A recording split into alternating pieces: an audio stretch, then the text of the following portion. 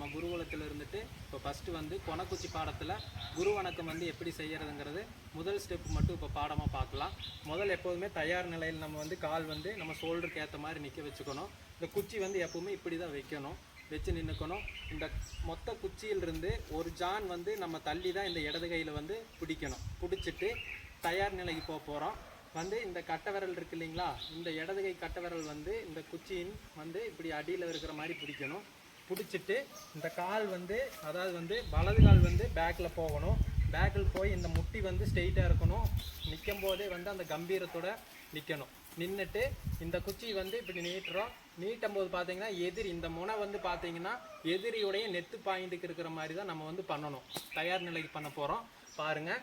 இப்படி நிற்கிறோம். பொசிஷன் நிற்கும் போது ஒரு கெத்தாக இருக்கணும். அப்போ தான் வந்து கரெக்டாக இருக்கும். நெஞ்செல்லாம் நிமித்தி அப்படி தான் நிற்கணும்.